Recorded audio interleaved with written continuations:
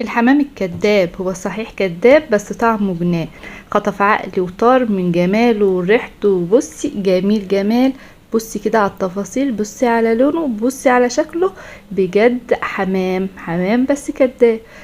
تعالي يلا اقولك التفاصيل واقولك ازاي انا عملته، بس في البداية تصلي على الحبيب وتعملي له لايك ومتابعة للصفحة.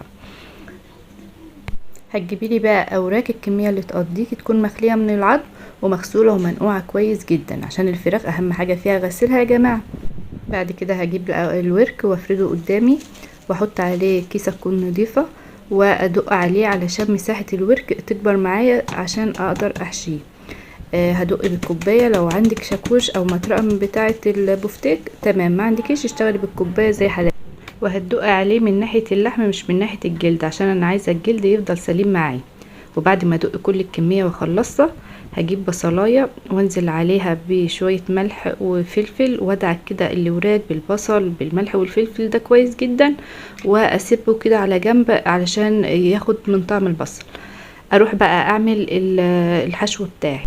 هجيب طاسة على النار فيها مكعب زبدة وسقط الزيت عشان الزبدة ما تتحرقش مني، وانزل عليهم بورقتين لوري وفصين حبهان وعود قرفة. اقلبهم كده كويس علشان ريحة البهارات تطلع في السمنة بتاعتي. انزل بعد كده عليها ببصلاية كبيرة واقلبها لحد ما البصلة تتشوح.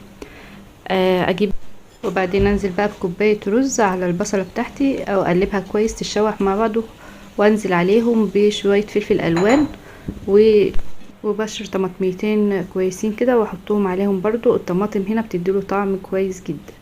وبعد كده اقلب كل المكونات دي مع بعضها وانزل بقى بالتوابل اللي عندي، ملح وفلفل وبابريكا والسبع بهارات، كل اللي انا قلته ده معلقة متوسطة.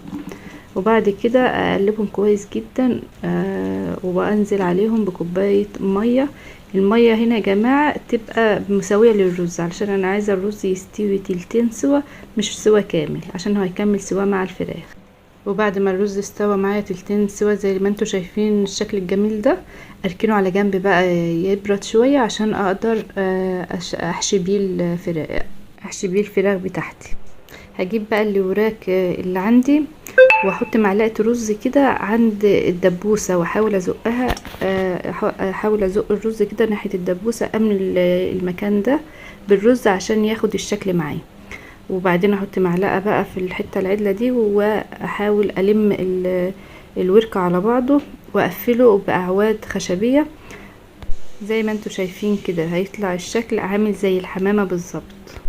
هحضر بقى صينية فيها بطاطس حلقات وعليها بصل وفلفل الوان، وارص عليهم الحمام الكداب بتاعي. وبعدين عايزه اقولك بقى ان البطاطس والخضار اللي تحت الفراخ دي بتبقى اطعم كمان بكتير من الفراخ، جربيها بس وهتدعي.